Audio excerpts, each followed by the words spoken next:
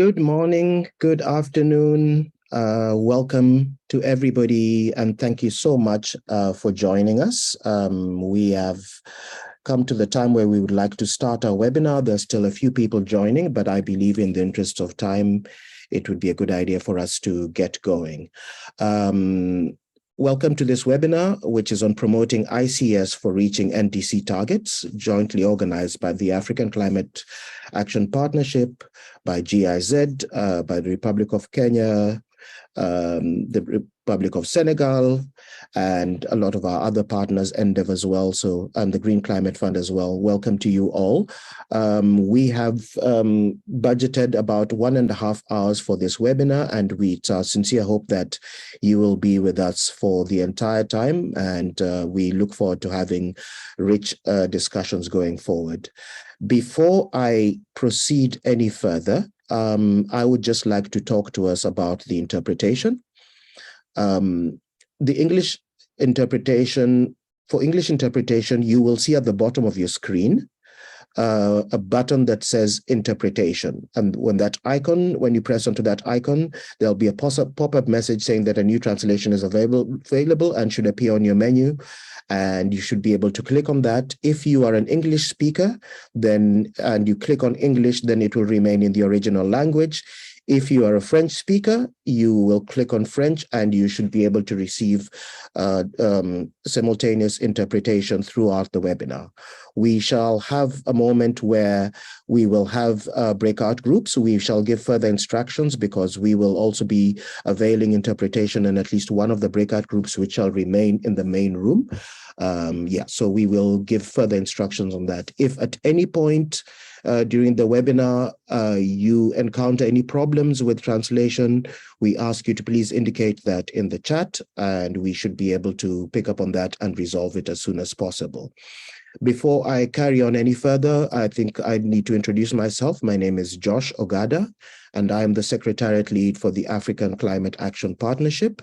And as partners, as the co-presenters of this webinar, we are very glad to have you here. I see that we've got a lot of our members, and we look forward to having fruitful discussions with you. Okay, so my role is firstly was to talk about the interpretation. Maybe if I can ask that the slide in French be put up, just so that the French speakers can read it in French. Yes, there we go. And while we are able to read through that, because the idea is for you to be able to benefit from interpretation right from the start. Just a couple of things. Throughout this webinar, we will have an occasion to listen to a series of presentations. We will do our best to ensure that we have a question and answer session at the end of the session, so that if you have any questions, you can have them addressed by the panelists, the people who we are going to have speaking. But in addition to that, we invite you to make use of the Q&A box and the chat box, but primarily the Q&A box, so that we can also have a record of those questions. So any concerns or questions that you have do not remain unanswered. With that brief word of welcome, if there are any other further questions, please pop them in the chat and we'll make sure we pay attention to that. And at this point, I would like to hand over to my colleague, Sarah, to do a brief intro so that we can get going with our subject matter. Welcome. Thank you, Josh. And also from my side, warm welcome to everyone who joined. Very excited to have this webinar. So basically, in this webinar, we want to take a deeper dive into the promotion of improved cookstoves technologies, clean cooking technologies for reaching NDC targets, thereby providing like a wide range of topics, starting off a bit on developing NDCs and including clean cooking targets in NDCs and in the process of developing the NDCs. Then going over with an example from Nepal, and before a general introduction on how is the relationship between clean cooking and NDC targets and how is it widespread throughout different countries. Then we are going over to 2 country examples from Uganda and Sierra Leone, to aligning to NDC policy frameworks, also in the framework of clean cooking. And then we are looking at Kenya and how to implement clean cooking in the terms of NDCs. And for that, we have a wide range of speakers to you that I'm now going to introduce very briefly. and then I'm going to hand over them for the different session. So on one hand, we have Nishai, who will do a general introduction to ICS and NDCs. He's a sustainability graduate and has worked in the energy sector for quite a while. Currently, he's working as an advisor with the Energy Solutions for Displacement Settings project at GIZ, which is linked to the Global Support UNHCR Sun project. Then on Nepal, Mr. Min Bikram Malala will give us an introduction. He is working as the thematic lead energy in the Nepal Office of Practical Action, which is an international development group registered in the UK. He has more than 20 years of work experience in the clean cooking sector, so a lot of experience in the area, and especially with focus on cookstoves project management in Nepal and energy financing and research in the area. And then Kweku, who is an urban development practitioner and researcher, especially focusing on debates in clean and renewable energy transition in African cities, will lead over with examples from Uganda and Sierra Leone. He's the country lead for Uganda under the Enabling African Cities for Transformative Energy Access project, and situated in Kampala, and holds an MBA in Management Information System, as well as a focus through an MSc in Climate Change and Sustainable Development. And then last but not least, for the Kenya example, Frederick Amriati will give us an introducing on implementing NDCs based on his work experience for the promotion of climate-friendly cooking project that is implemented in Kenya and Senegal, whereas working in Kenya as a senior technical energy advisor. Before working there, he has already gained in-depth experience in the energy sector, especially in Kenya, by working for SNV, but also studying energy economics and policy at the University of Surrey. So I'm very excited for all of these speakers to give us insights into their different countries' perspective, as well as working areas on how to interlink clean cooking with the NDC targets and thereby with climate frameworks. And first of all, now let me hand over to Nishai, who will give us a general introduction to the topic on why it's important to interlink these topics, how are they correlated, and how can we benefit from interlinking these two topics. So thereby, Nishai, over to you.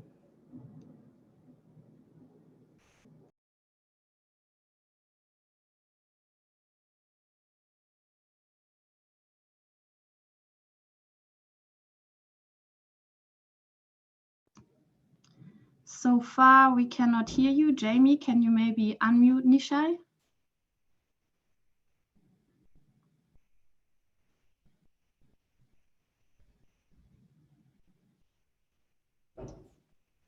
Hi. Perfect. I think now it's working. We cannot see you yet. Thank you. Sorry. Yeah. I hope it works now. Yes, please go ahead. Thank you. Yeah, thanks. I hope I'm audible loud and clear, and thanks also for organizing this webinar. I think it's a very important topic, and I'm sure the attendees of this webinar have some experience with these topics. But I think before we start going and take a deep dive into these topics, I'm here, as Sarah said, to just give a taste or just present an overview and just to discuss why these topics are important. So when I say these topics, it means cooking energy and NDC. These are two different kind of areas, but they are very much interlinked, and I hope I can give a few minutes to show these interlinkages and see why this is important. Next slide, please. So yes, yeah, previous slide with the photographs. I usually, when I present, I usually don't have a lot of text on the slides. So I hope I've included some photographs, and usually we say that photographs speak 1,000 words. So I just wanted to emphasize on this point that when we talk about cooking energy, we see that it brings joy, and cooking energy is very important for our food security. And definitely when we talk about climate change, we think we have a picture in mind that it causes destruction. It's not good for the world. And we can see in the second picture, which shows recent landslides which happened in last year in Philippines. And based on the analysis, the authorities said that the landslide was triggered due to heavy rainfall, but also because of widespread deforestation. And we all know that because of firewood-based cooking and also traditional, old technologies causes a widespread deforestation, which is also a reason which can be a reason for landslides as well. So this is an important topic. And if we go to the next slide, we see I wanted to present some numbers. So currently 2.4 billion people worldwide depend, their livelihoods depend on traditional cooking technologies. And these technologies produce around 1 gigaton of carbon dioxide per year in total, which is around 2% of global emissions. And not only that, the traditional cooking energy source is the source of more than 50% of global black carbon emissions, which has a potential of around 460 to 1500, causing more global warming than carbon dioxide. So definitely cooking energy is very much linked to climate change and is a source. And not only that, a lot of people also in developing countries depend on these cooking technologies. So when we move to next slide, we do see that there is a huge potential when we talk about reducing the impacts of climate change and also improving the food security and improving the cooking technologies. We see that IPCC already estimates that using improved cookstoves has a potential of reducing global emissions by 0.6 to 2.4 gigatons of carbon dioxide equivalent per year. And we achieve that by using high efficiency stoves, which has a reduction potential, or which has a 30 to 60% reduction potential of fuel use, and which leads to carbon emissions. So we already know that the experts, or this is already proven, that using efficient cooking energy technologies lead to reduction in climate change emissions. And not only that, if we see that does not only has climate impacts, it has also other impacts which are beneficial. If we move to the next slide. Yeah, thank you. We see that clean cooking does not only mitigate climate warming emissions, it has a positive impact on the environment by reducing the deforestation. We see that it has a positive impact on household air pollutions. And since a lot of women and girls are involved in cooking at the household level, it has a huge health impacts on them. And also clean cooking reduces the dependency on expensive, sometimes or biomass fuel sources, and can also create income generating opportunities, which can lead to better livelihoods. So these are all interlinked. It's not only about climate, but also it's solving other important issues as well. If we move to the next slide.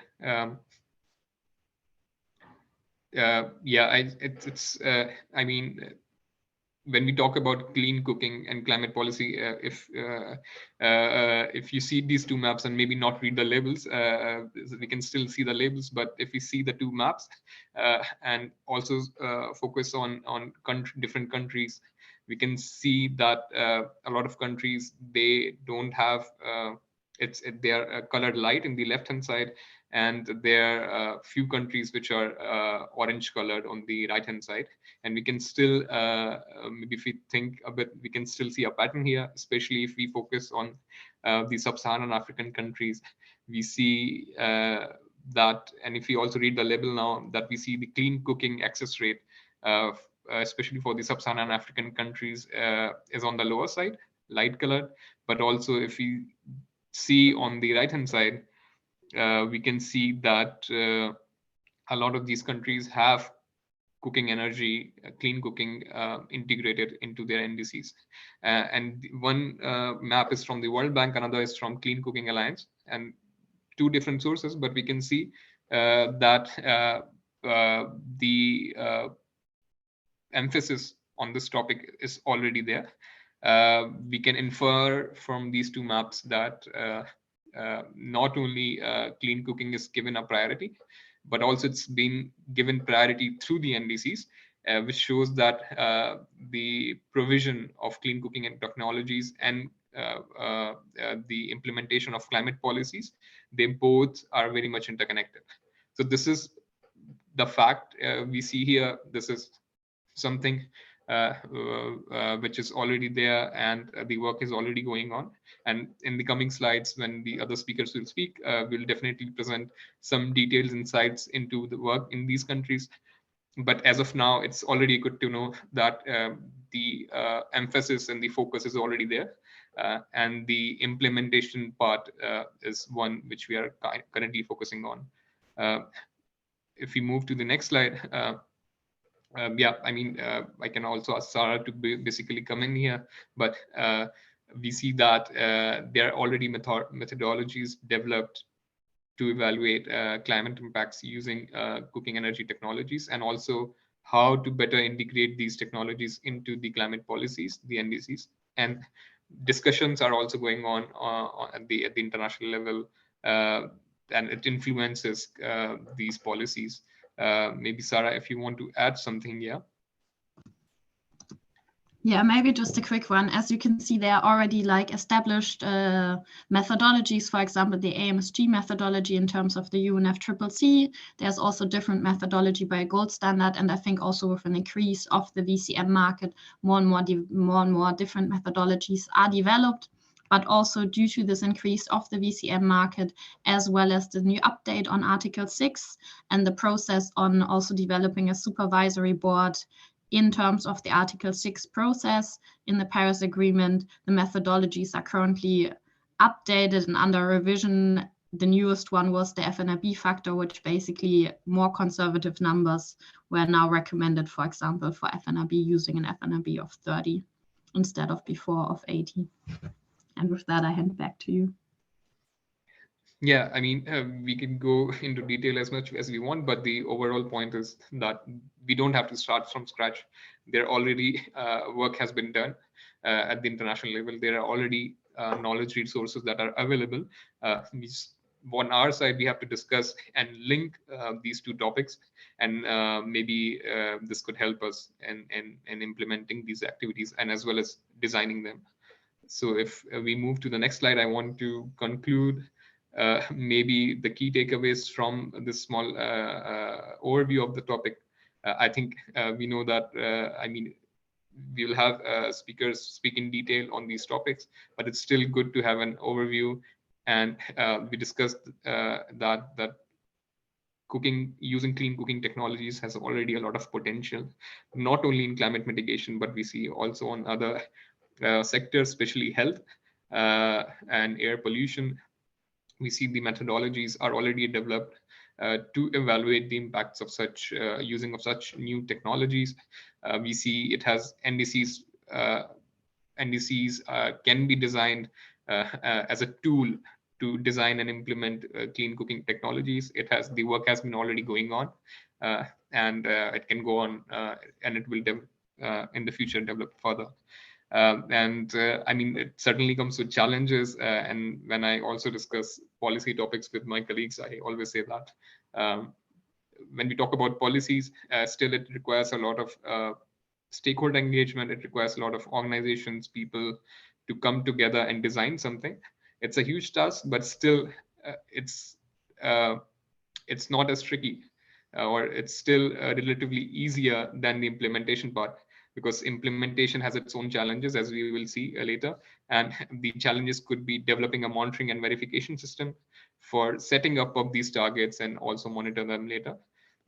And also the challenges, and yeah, as I said, how to set these targets in the NDCs, and how to have transparent and reliable targets, which is definitely not only about the cooking sector, but also it applies to different sectors within the NDCs to design targets which are achievable, which are implementable, and also which can be monitored.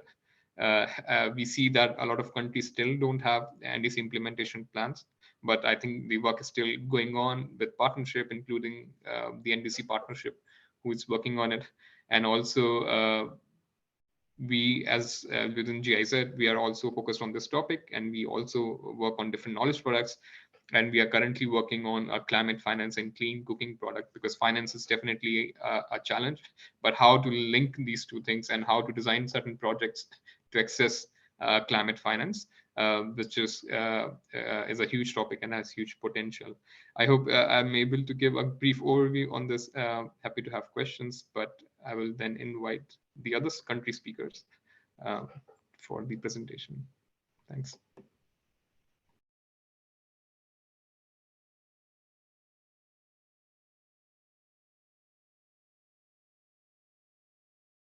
Thank you very much, Nisha. And as we're queuing up to the next slide for the next speaker, I did notice that there are a number of questions already coming from folks around the presentations. Just to assure you that we will be making the presentations, we shall be sharing those presentations as part of our post-webinar communication. So rest assured that we will have these details with the permission of the speakers, of course.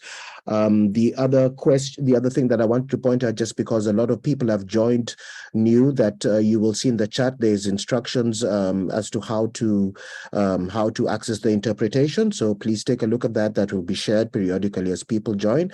And very lastly, please do make use of the Q&A box. There are a couple of questions that have come in there already, which we have responded to, and also the chat. But if it's a question on the presentation, it's much better for us to use the Q&A box, and we'll pay attention to that. Thank you very much. I will hand over to Min Bikram. Please go ahead. Okay, thank you, Josh. Good morning and good evening.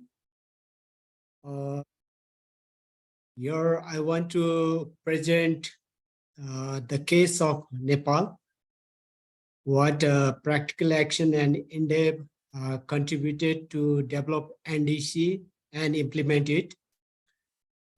In Nepal, first NDC was developed in 2016, and in 2020, second NDC was developed, and recently in 2022, draft implementation plan was developed, but it has not still endorsed, still in finalization process. Please next.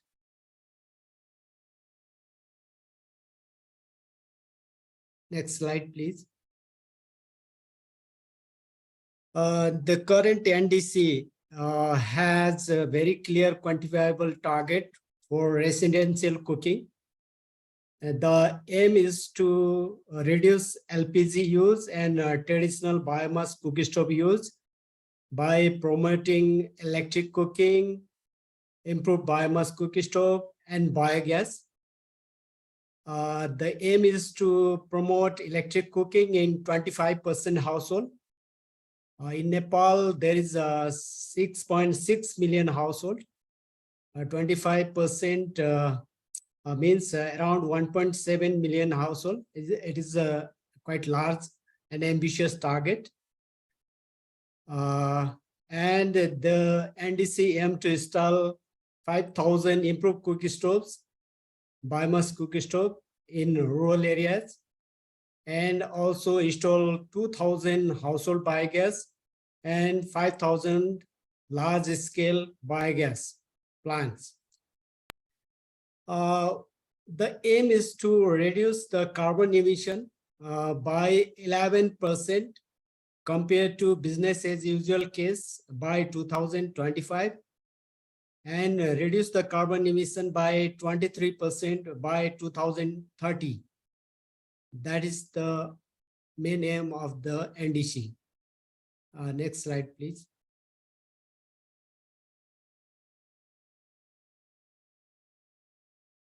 As I mentioned earlier, The NDC has very quantifiable, clear and quantifiable target for clean cooking under the energy sector.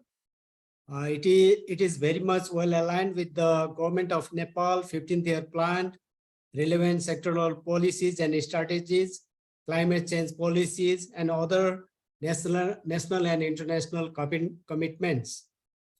And gender and social inclusion has been considered while preparing its implementation plan. It is in the top priority in NDC and its implementation plan. Next slide, please.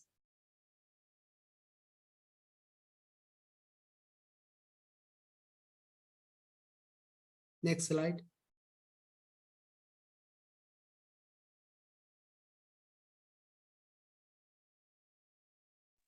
Apologies, I think we have a little bit of a delay, but we were going to resolve it. Just give us a second.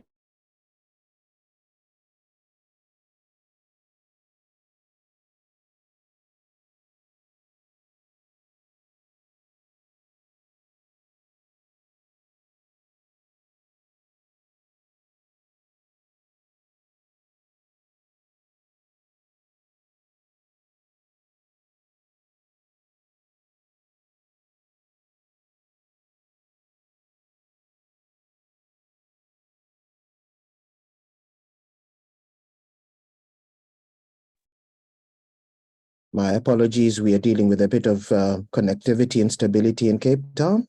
With all of the load shedding, we are going to have that back up, Min Bikram, in just 1 minute. Okay, no problem. While we are doing that, just so that we use time effectively, we have a question in the Q&A from somebody who's asking, who are the main targets for ICS? Is it urban or rural populations? Is it the poor or middle income classes? In Nepal?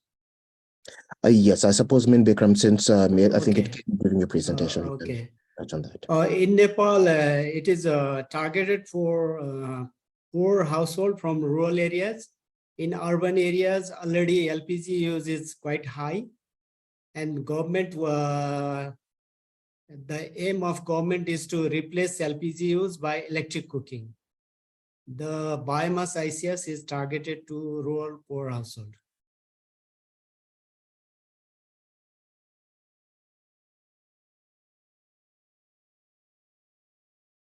Thank you. Okay. I think we have, yeah, please carry on. Okay.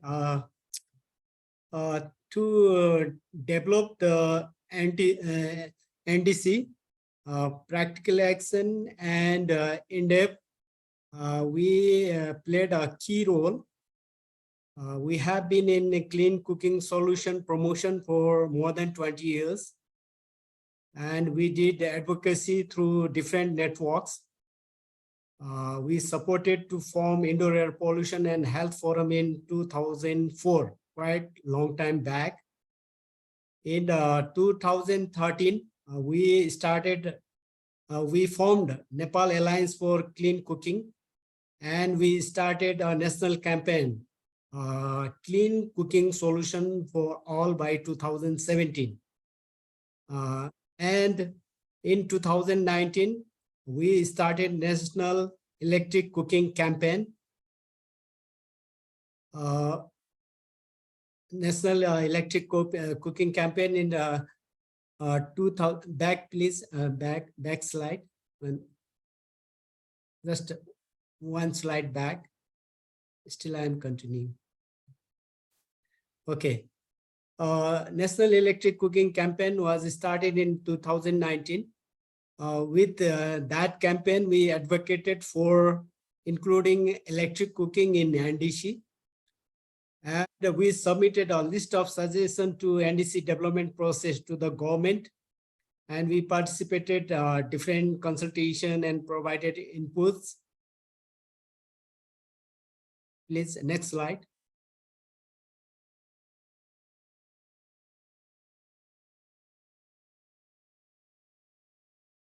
Next slide, please.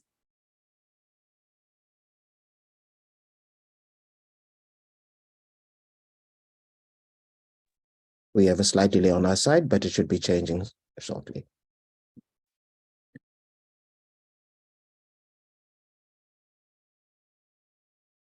Okay. For NDC development, we from our work, we provided confidence to the government that there is a scalable solution to clean cooking. We carried out many research work. We published many policy brief. Please one back.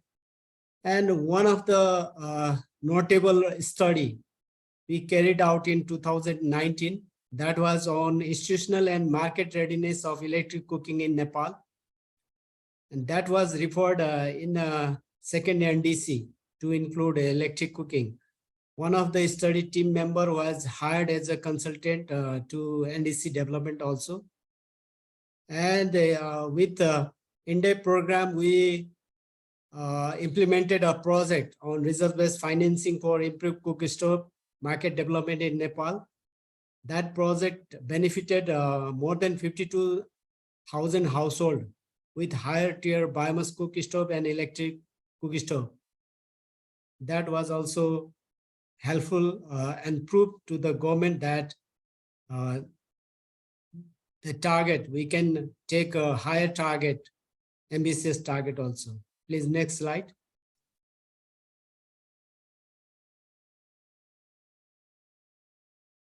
Yeah, to achieve those success, there was a long journey. I want to share a journey of practical action on clean cooking solution. We started to work on clean cooking solution in 2000, year 2000, with promotion of tier 1 mod cookstove. Gradually, we shifted to higher tier cookstove, tier 2, tier 3, and later on from 2021, we have started to work on electric cooking promotion also. And as I mentioned before, we formed a National Indoor Air Pollution and Health Forum in 2004. In 2009, we supported the government to endorse indoor air quality standard and guidelines. From 2022, we are receiving carbon financing also. And also we are using digital application to promote clean cookstoves. Next slide, please.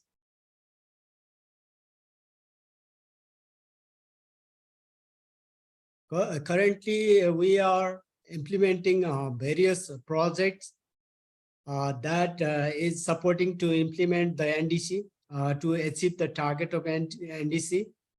With EnDev support, we are implementing a project, market activation of electric cooking in Nepal. We have already completed first phase of it. And we already benefited 10,000 households with electric cooking. And we are implementing its second phase. And in second phase, we have target to benefit another 12,000 households. And we also did a digital innovation project. We implemented digital innovation project. With that project, we developed B2B platform, mobile application, MIS system, and IVR. Those digital applications are very useful to promote clean cooking in Nepal. We found it very successful. And in the past, we implemented a result-based financing project to promote biomass ICS in Nepal. That project benefited 52,000 households. And recently with carbon financing, we are implementing a project to promote improved cookstove, higher tier improved cookstove, targeting 75,000 households. We had started in February only. From only in 6-7 months, we have benefited 9,000 households. Our country strategy aims to benefit 500,000 people with clean cooking solution by 2025. In this way, we are very much committed to achieve the NDC target there is more to do. With this note, I want to conclude my presentation here. If any question, I'll be happy to respond. Thank you. Now I hand over to Josh. Thank you very much, Bikram, for the presentation. As we wait for the next slide to be queued up, thank you all for the questions that we have received in the Q&A. I think in the interest of time, if those of you who've asked the questions do not mind, we will hold them till we've listened to the other presentations, and then we will come back to them and tackle them together. But I also ask the presenters, so Min and Nisha and the others as they come along, please just, if you're not presenting at the moment, take a look at the Q&A and you can possibly type an answer there, or just take a note of it to answer when we have an opportunity for the formal Q&A session. Great. Just waiting for our team to queue up the slides. I think we might be having a bit of delay on that. Sarah, according to your order, I believe Kweku, you're going next. Yes, exactly. Kweku is the next one who will give us an introduction on Sierra Leone and Uganda and their work that they're doing on clean cooking in both contexts, especially focusing on aligning the policy frameworks. So Kweku, maybe while the slides are loading, let me hand already over to you. Maybe you can already start with a quick intro to the work that you're doing, to the project, and then when the slides are there, just continue. Thank you.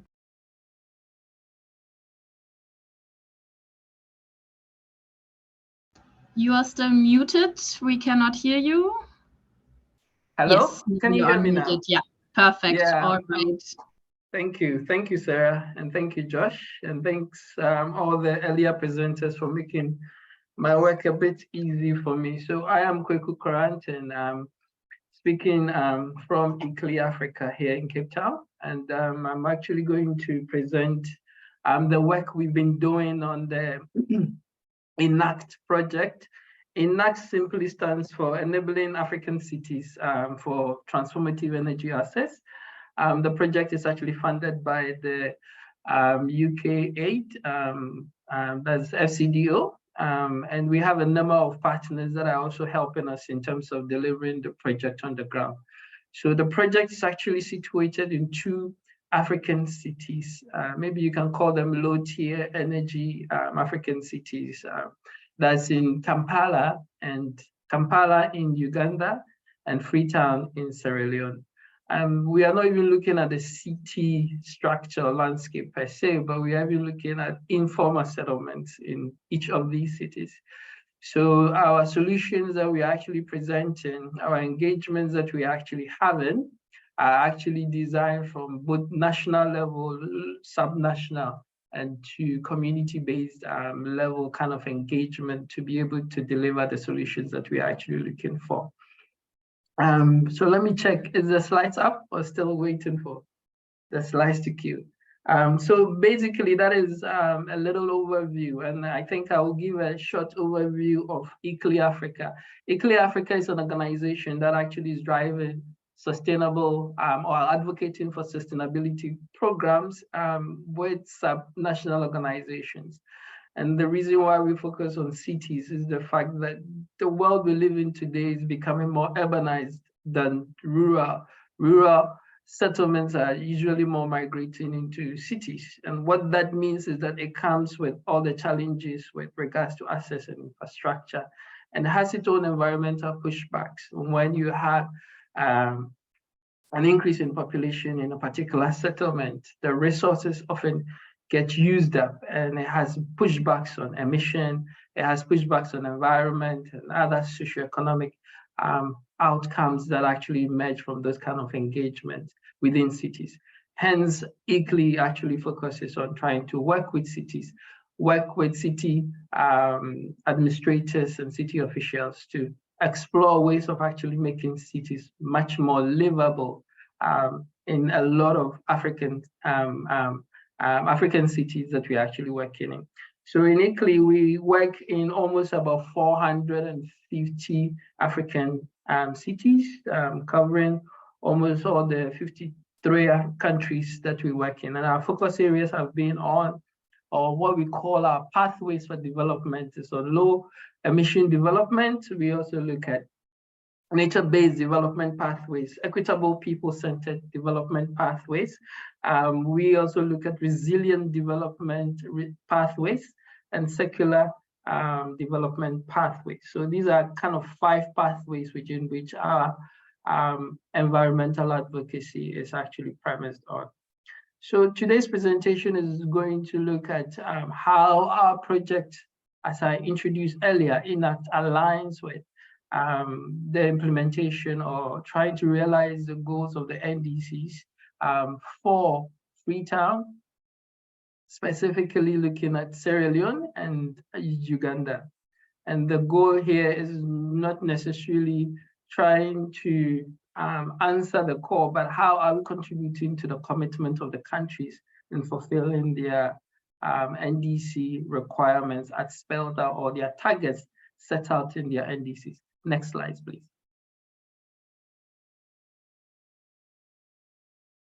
So I think you can go to the next slide. This is a short introduction of our partners.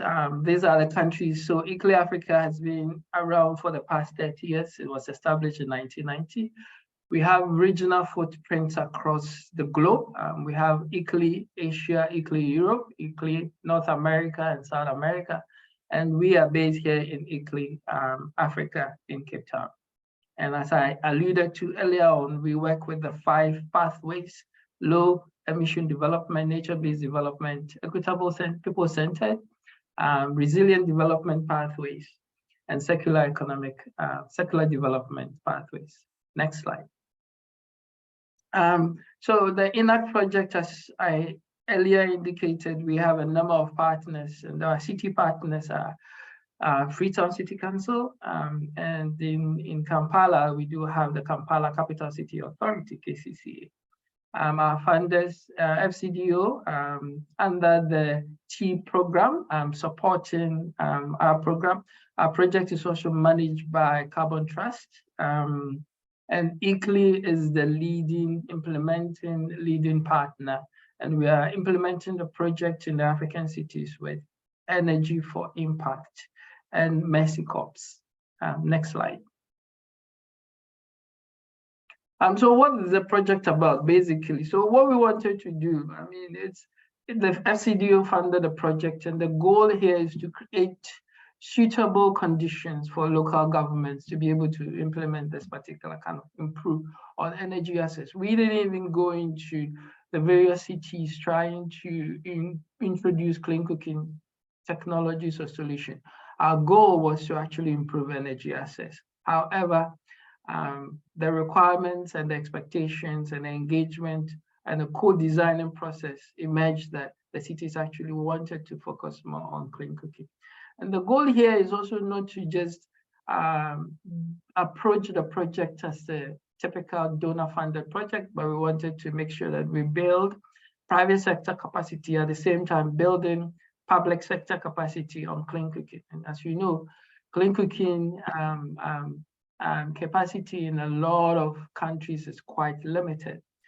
The other aspect also is that cities also have limited understanding of the living conditions of settlements and informal settlement.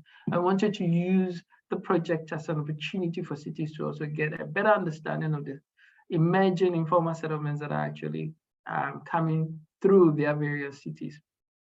And the project is actually was set to start, started from 2020 to December 2023. And as I indicated, as part of the Transforming Energy Access program under the Carbon Trust. And the goal here is to partner with both private sector and public sector to deliver the solution, market-led energy access solution, and also guiding and building capacity of local government. Next slide.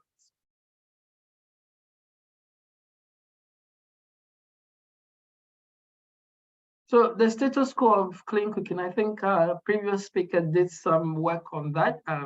Kindly go to move to the next slide for me. And just to give you an overview of where we stand now, tracking the progress on clean cooking. In Asia, there's been a lot of progress from the 2000 up to now. And as you can see, there's an increase in access globally with regards to clean cooking. But unfortunately, in Africa, the number of people who need access to clean cooking is actually increasing. And I like to point to the interconnectedness of the conversation that we had earlier, where the conversation was not just about clean cooking or having access, but if the population of or people having no access to clean cooking is increasing, there's a ripple effect on nature-based services, as in forests get caught up in this particular process, and then in instances where communities actually need access to fuel, the trees are the ones that actually suffer. So in sub-Saharan Africa, instead of the number actually reducing, we actually have the numbers actually increasing. So from 2010, the numbers moved from 750 million people to 890 million in 2018, which is a challenge, but in an opportunity in itself, depending on the angle at which you look at the situation from. Next slide.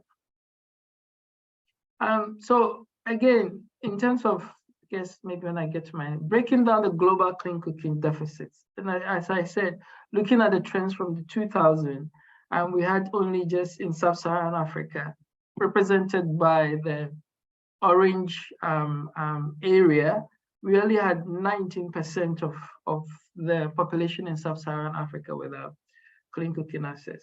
In 2010, the number was 25%. And by 2020, the number had actually increased to 39%.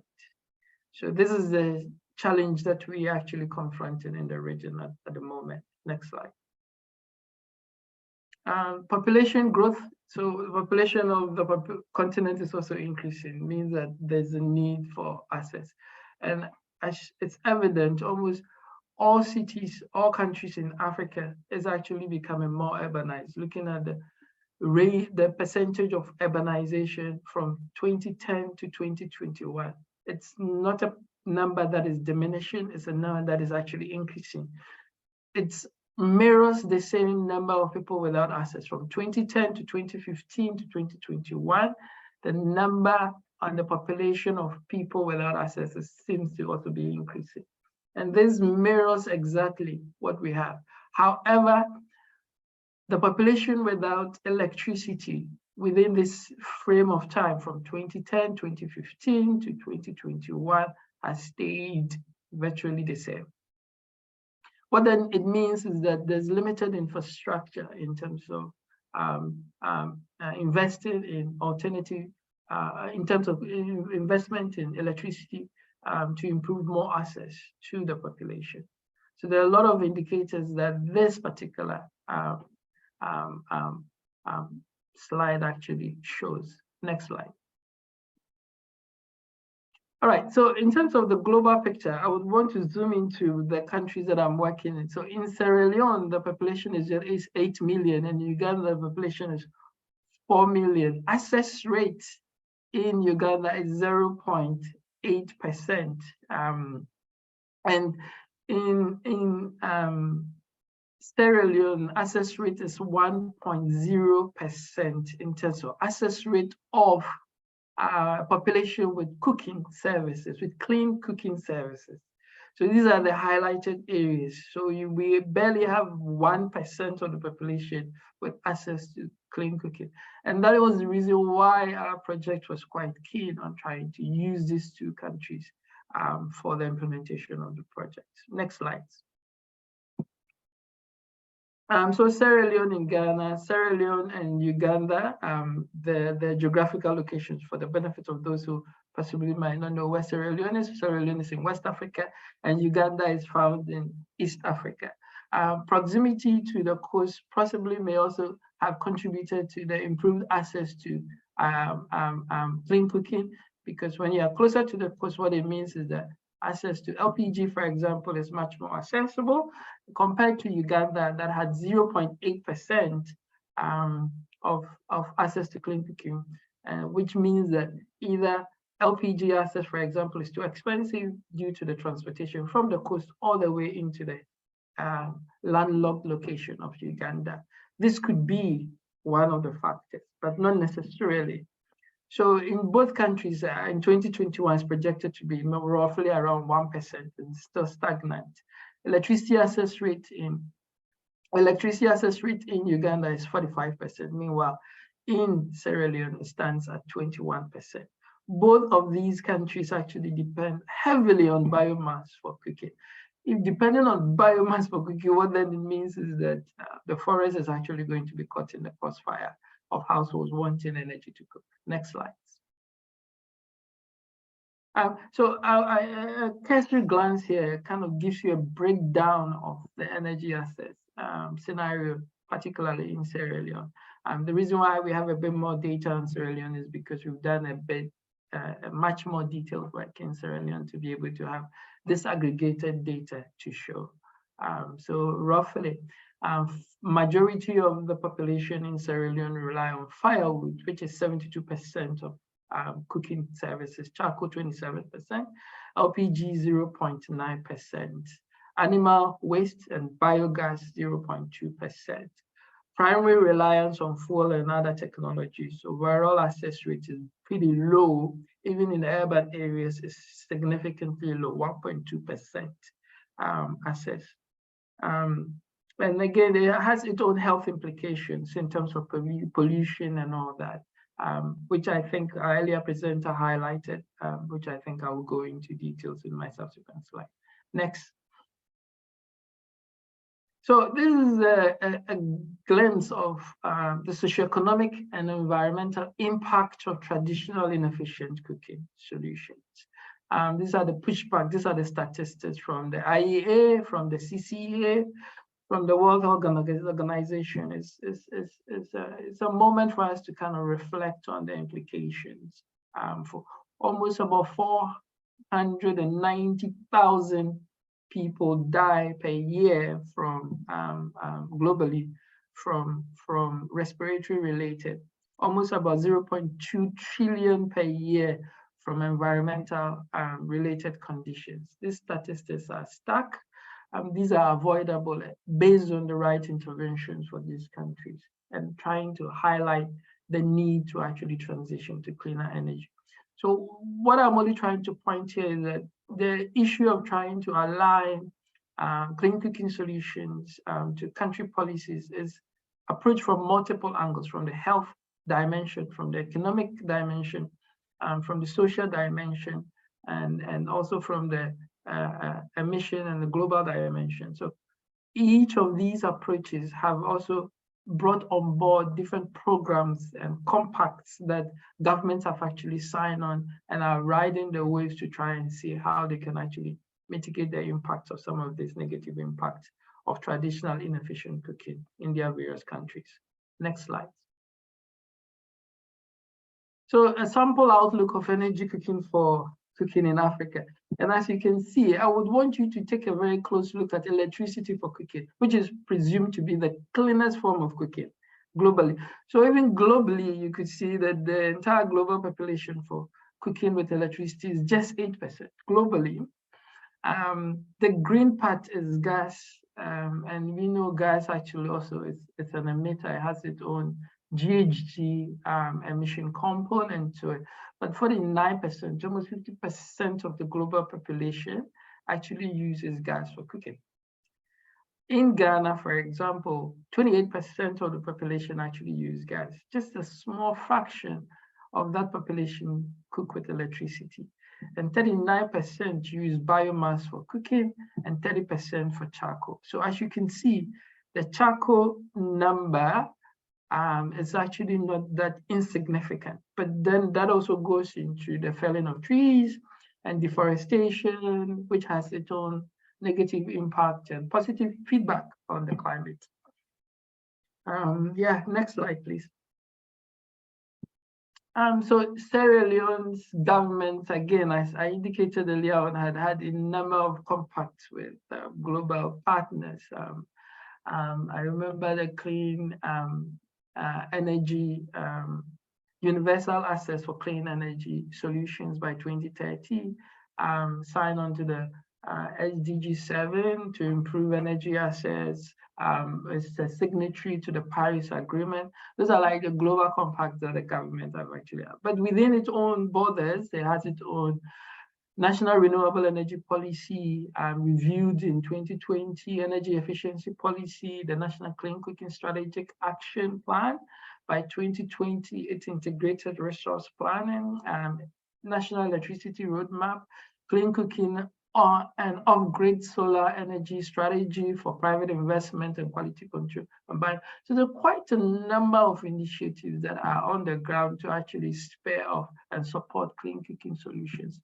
But the impact is relatively small, looking at the amount of initiatives that are in the country based on government policies and the actual impact in reducing the amount of unclean cooking solutions by households is relatively small. And this is something that we are working in an area that we think that lacks so much, and we feel that other donor agencies should look at it and see if it's possible to invest more and give it more attention. Next slide. And in Uganda is similar. They are also they also have a pact and a compact to most of these. The NDCs in Uganda explicitly indicated, I think in my subsequent slide, I will allude to that, but it has its own renewable energy policy, energy efficiency, a national biomass energy strategy, clean cooking strategy. So if there are these policies on the ground, why is energy access and clean cooking solutions quite low in these countries? But what I would want to point your attention to, most of these policies are relatively new, and it takes time for some of these policies to be actioned on the ground, and hence we're not seeing much in terms of the uptake of clean cooking in those countries. Next slide.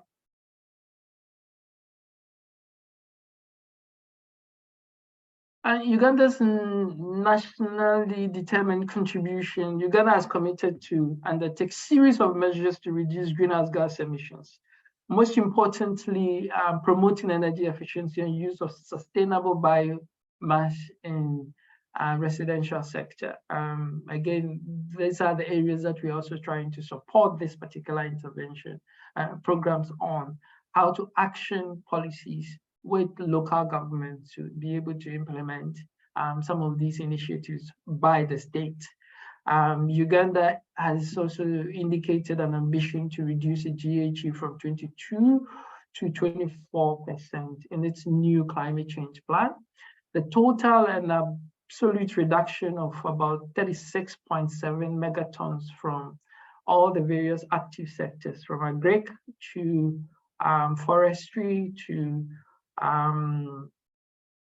industry and transportation and waste.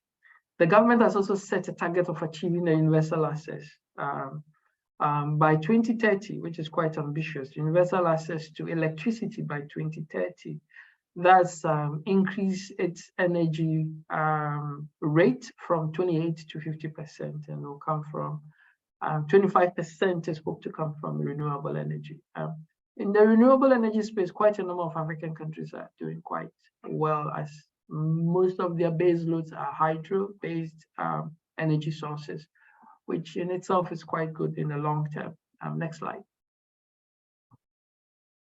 So local government action. So most of the cities that we work with have climate action plans or climate action policies in place to be able to action national policies.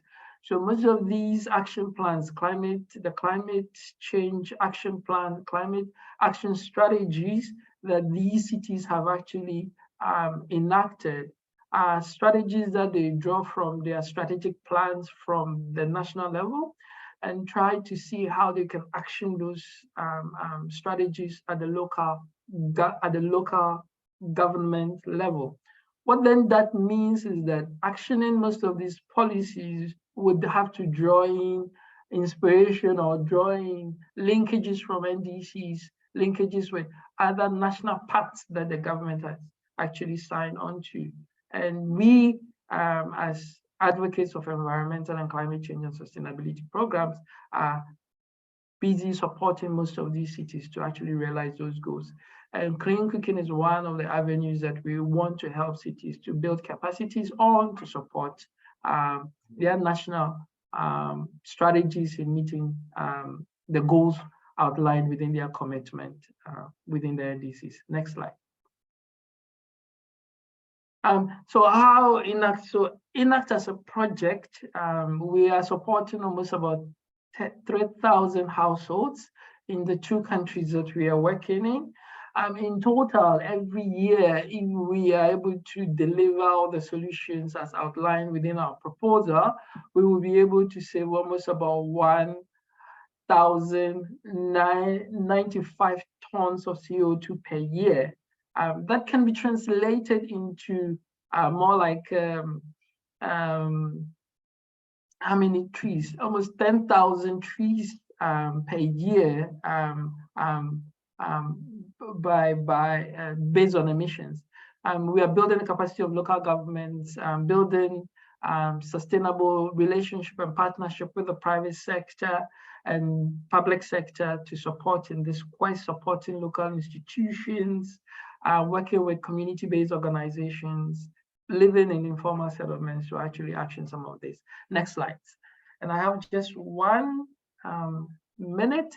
So again, this is in terms of our core strategies, enabling local government's ability on clean cooking, fostering partnerships, exploring ways and promoting awareness, transferring knowledge, building multi-governance dialogue among, again, enabling national government, local government, community-based organizations to have a conversation on this subject.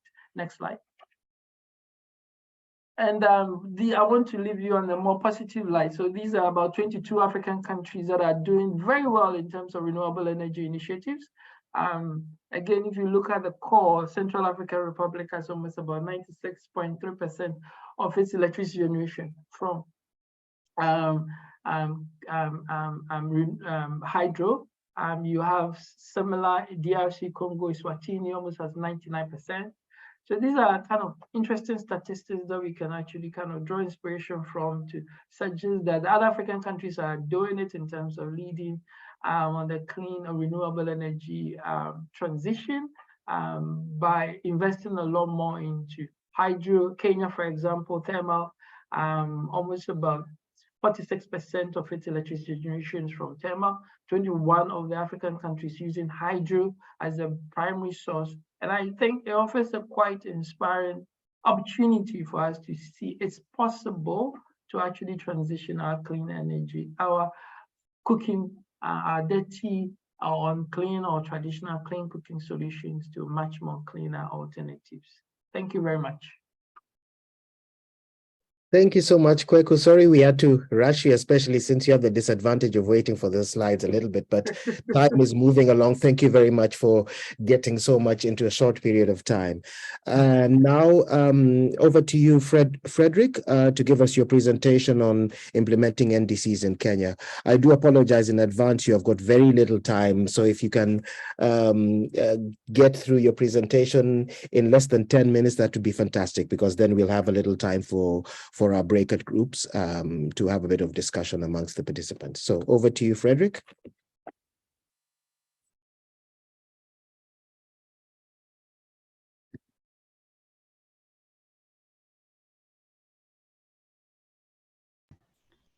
Frederick, we cannot hear you.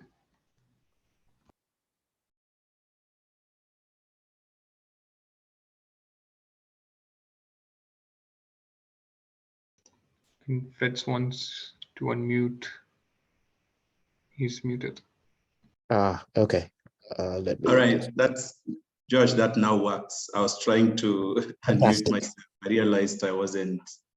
I think your settings on your end had stopped me from that. But yes, I will try to be as brief as possible, Josh. And I think for me, the presentation will take some slightly different perspective Josh, if it's possible to unmute the video as well. I'm trying that from my end. It says I can't do that. The host will not allow me to do that. Stand by. We shall sort that out right away. All right. So yeah, I think for me, one assumption I'm making as I do this presentation is there are a couple of countries here that either have already mainstreamed cooking issues in their NDCs. There are those that are in the process of doing that. And there are those that haven't done so, but probably one day in the near future would like to do so. And so I think for me, I just want to mention a few things in terms of with the learning from Kenya, how we've been able to make sure that cooking issues are well mainstream within these processes. Do you want to go to the next slide, Josh, please? Next one.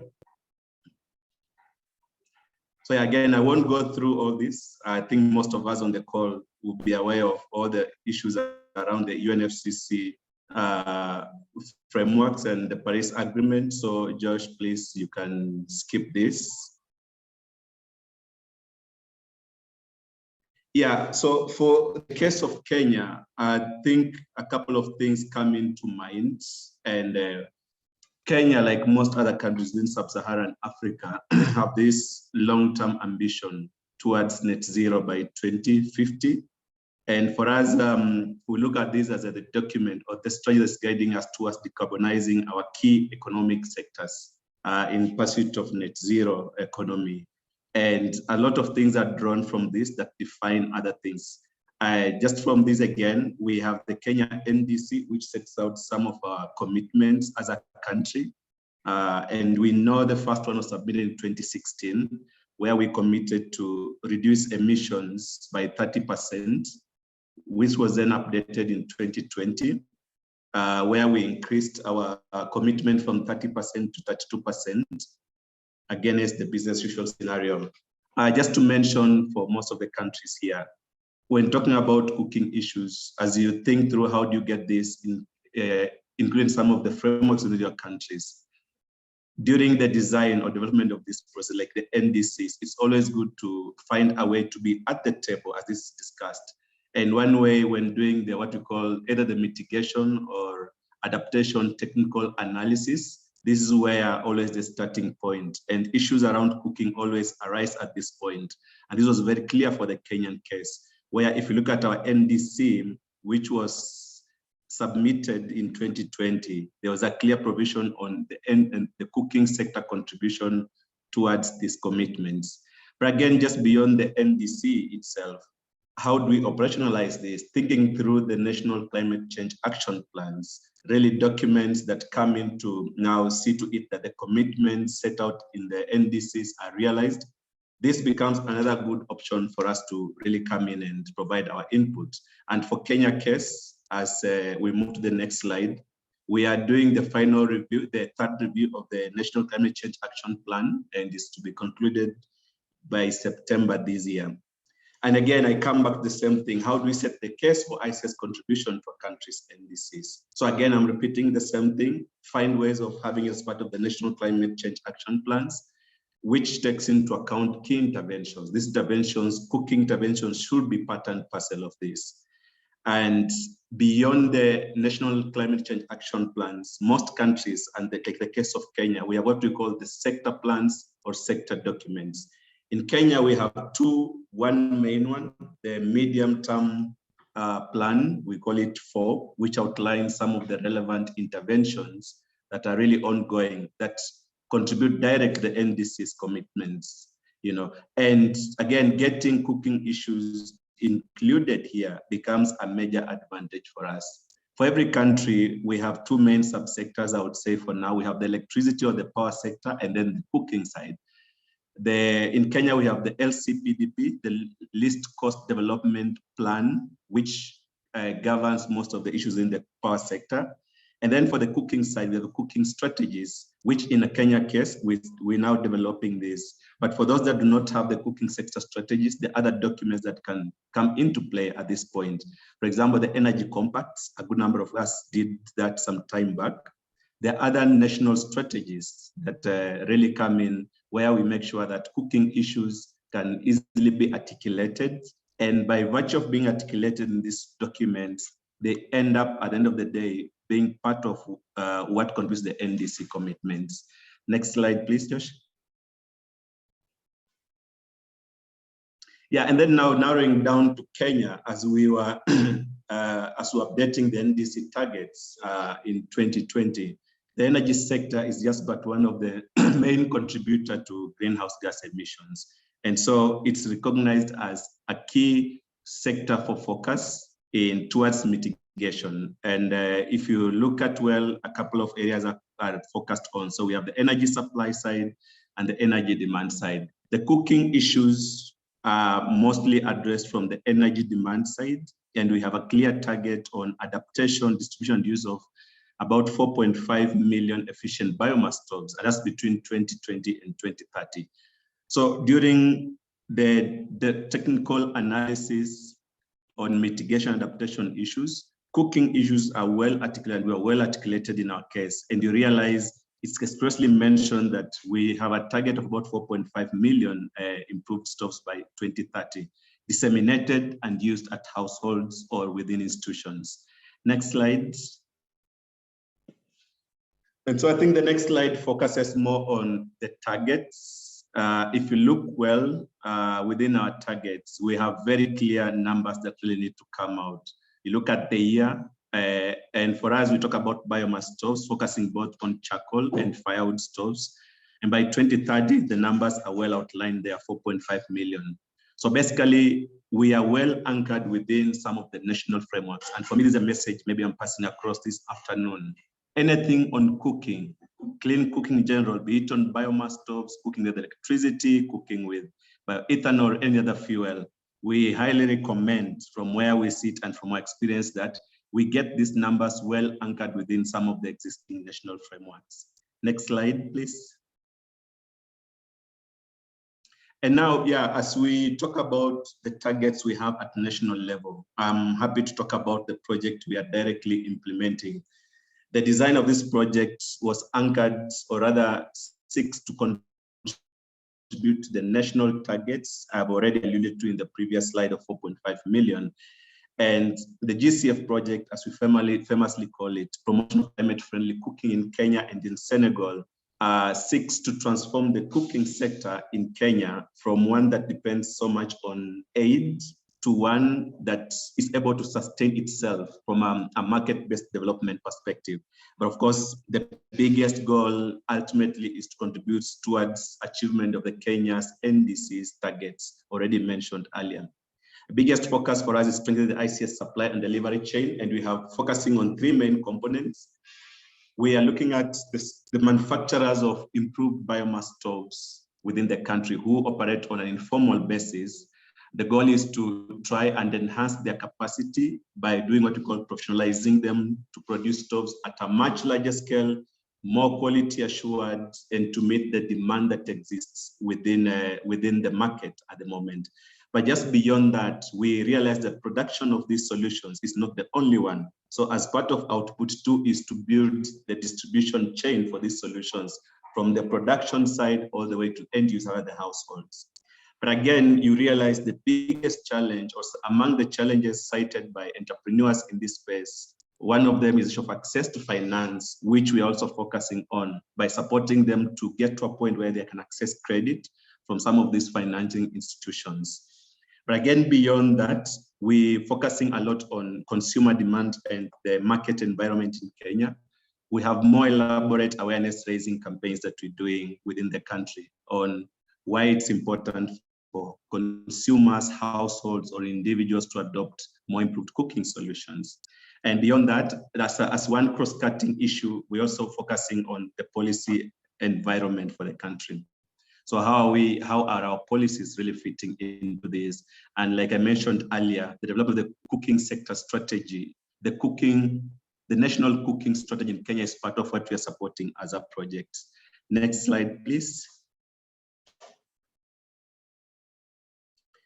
Yes, and so I think just to give a snapshot of how far we are and how much we probably contributed to the countries, to Kenya's NDCs, this part of our overall market trends for the ICS cells. By ICS cells from our end, it means stoves already reported to our end as having been produced and sold out to the households and being used. And between 2020 to 2030, we've been able to realize a number of, a good number of cells out there. But if you look at the trends, most of us are aware of COVID issues that came up that affected most markets, but we've been able to see a growth in the sales over time. So from like 2020, where the market was more or less in red, minus 2.2% growth, and now we're looking at about 54% growth in the market. We see this in what we call a market path recovery perspective, and we're hoping that the market picks up as we continue implementing what you're doing. Next slide, please. And a bit more on the highlights in the next slide.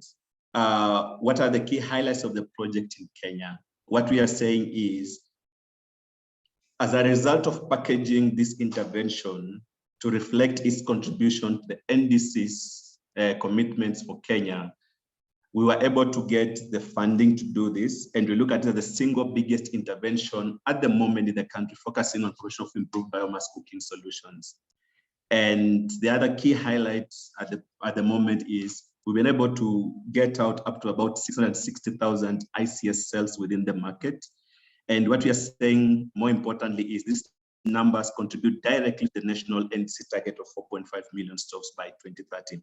We have a target of about 1.1 million stoves by end of 2025, and way more towards 2030. So this fits within what the country is seeking to achieve. But also on greenhouse gas emissions, we've been able to mitigate about 1.4 million tons of carbon dioxide equivalents. And we have, against the NDC targets, apologies, there's an error on that. So it's not 4.5 million stoves, there's another number there, but we've been able to contribute about 1.4 million tons of carbon dioxide as a project.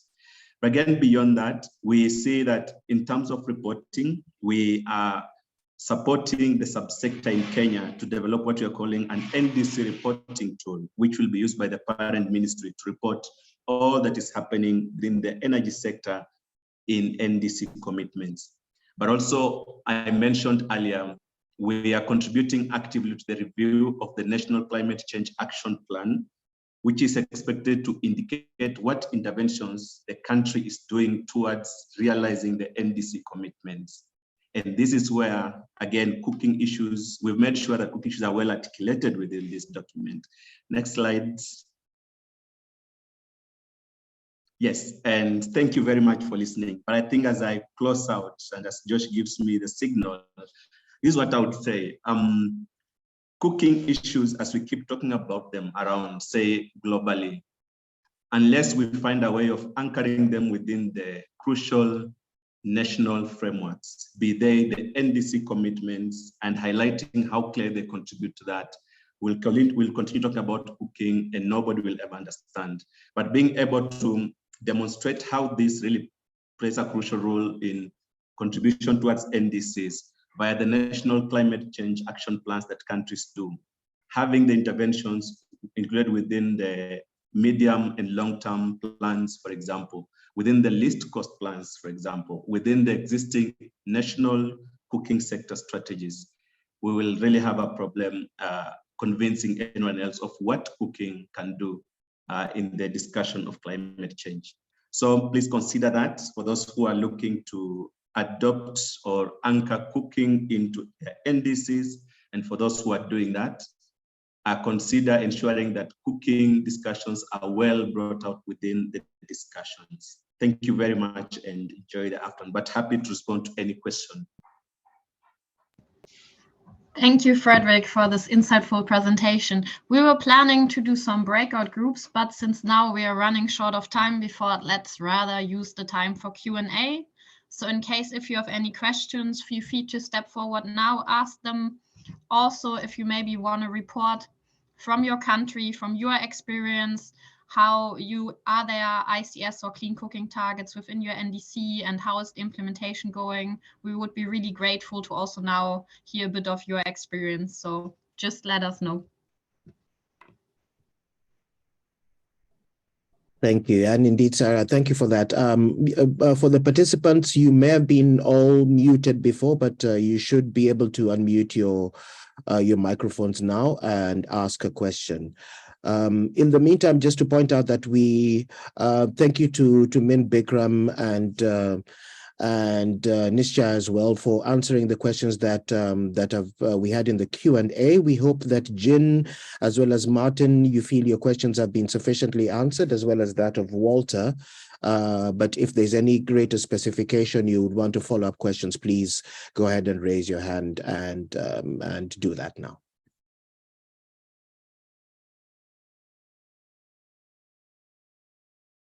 Go ahead, Ali Isak.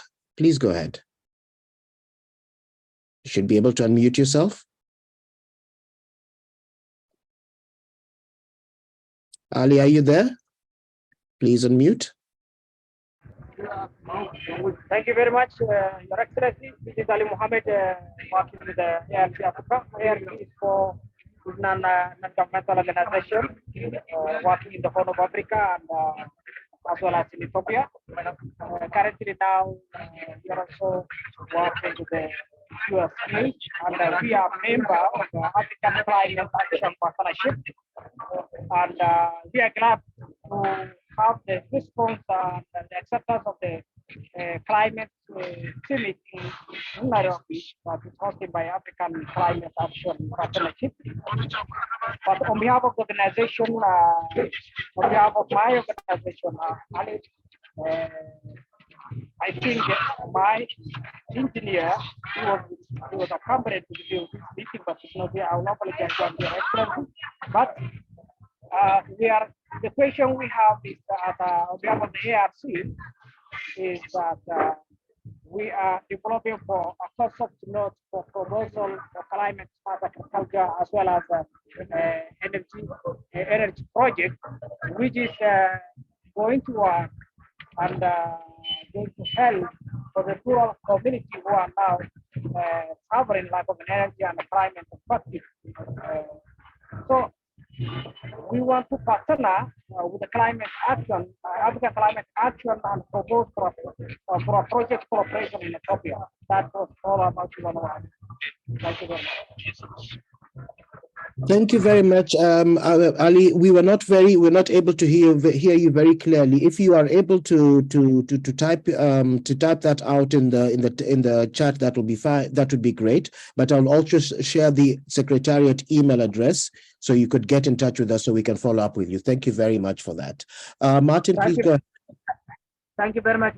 Of course, there's an internet problem, but I will do that. I will follow all that instructions. Thank you very much. Thank you. Thank you very much. Please go ahead, Martin. Yeah, hello, Josh. I hope you can hear me clearly. If I'm not coming through loud and clear, please stop me now. Very clear. Please go ahead. Okay. Yes, I asked a question about electric cooking facilities and the... Ali, could you do us a favor and switch your mute on?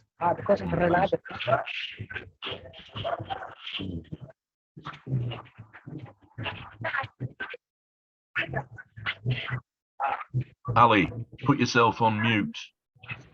Yes, it would be really great, Ali, if you could mute yourself. Thank you. Okay. So yes, I asked a question about electric cooking facilities. The trend, the ground.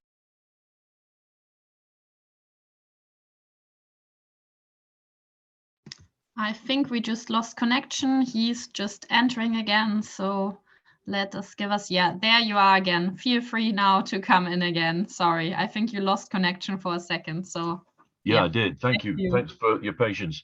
I'll start again. Yeah, so I asked a question about electric cooking facilities. The fashion, the trend these days is towards electric pressure cookers, which use very little fuel, but unfortunately, if everyone switches it on at the same time, there's a potential for overloading a mini grid. I wondered whether anyone in the audience has got any experience of the advantages that might be gained from using electric slow cookers, which use similarly small amounts of electricity, but they are spread over a longer time period. And I wondered whether there was any benefit in reducing the risk of power outages and overload by using slow cookers rather than electric pressure cookers. I thank you. So if anyone, please step forward. Otherwise, maybe Mr. Min Bikram Malala, since in your country, e-cooking is already on the forefront, maybe you can also report a bit from your country's example. Sorry to put you on a spot here. I hope that's fine. Okay, sir. Thank you. Already responded is theory. In the response, actually, practical action, long time back, we also worked on a low wattage cooker with micro hydro. We have long experience on that, but later phase, currently, yeah, we also need to revisit that one.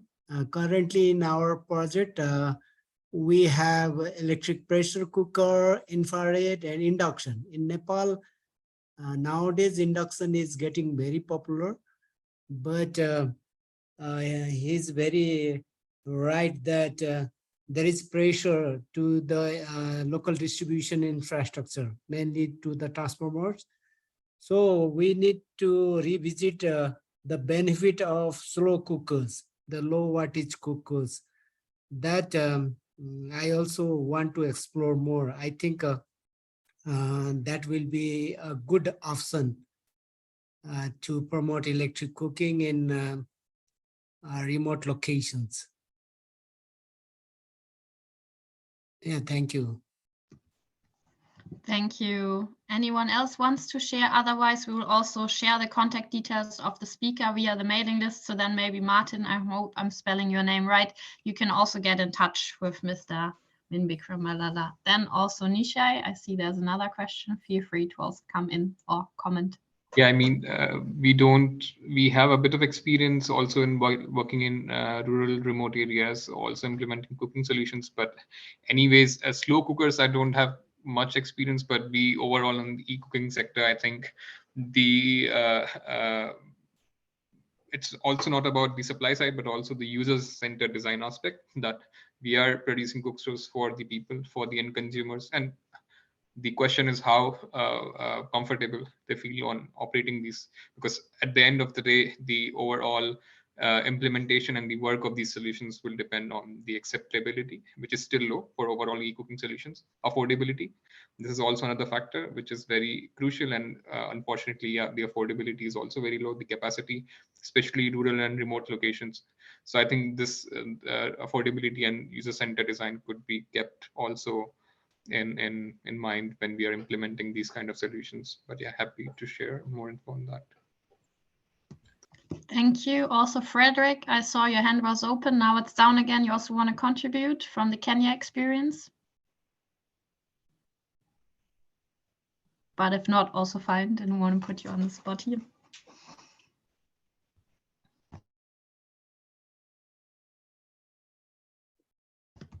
We cannot hear you yet. Now you're muted. Maybe if you unmute again.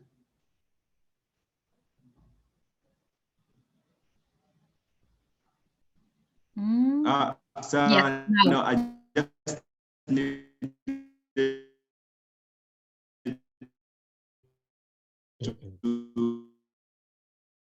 I think your internet connection is having some issues at the moment. It's all a bit blurred. But yeah, maybe then I would use the break that we have now and hand back to Josh, since we are running also out of time, sadly, even though this is very interesting discussions. And I think also the presentations were very interesting, and we could discuss way more on the topic since there's so many more aspects that we could cover. But with that, I would hand over to Josh now for the closing. Thank you, Sarah. I think mine is very quick. I know we are out of time, but just to say a very big thank you to you all, to Nishchai, to Min Bikram, Kweku and to Frederick for the really good presentations that you gave us. Again, we apologize we didn't have enough time to have Q&A or to have a breakout, but I think it was a very, very enriching experience, which I think is evidenced by the fact that after 90 minutes, we still have this many participants still very attentively listening to all of us. And last but definitely not least, thank you very much to you, Sarah, for working with us to organize this. And we definitely look forward to the follow-up to this, to having more discussions on this topic and being able to present the findings that we have as they emerge. I think we had a really good opportunity to listen to a spectrum of country experiences, ending with Kenya, which is further down along the line, to the experience of Sierra Leone and Uganda, and the experience of Nepal. That was all very enriching. I think it's given us a nice broad spectrum of what to expect. And thank you also to all of you participants, to your great questions, for your attention most importantly, and just to assure you that the African Climate Action Partnership will be working with our partner GIZ to prep a post-coms, which will include the presentations, of course, with the permission of the presenters. We shall be sharing these presentations with you, and we will do that to the mailing list for the meeting. And we hope that you will keep on this dial for any future announcements of any further discussions that we have, where opportunities that we have to take this forward. So on that note, on behalf of AfCAP and all of our partners, just to say thank you all very much and hope you have a wonderful afternoon. Thank you.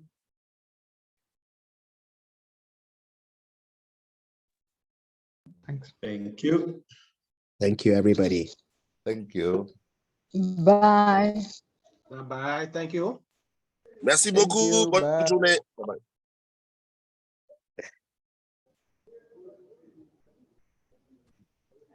Ok, merci. Au revoir.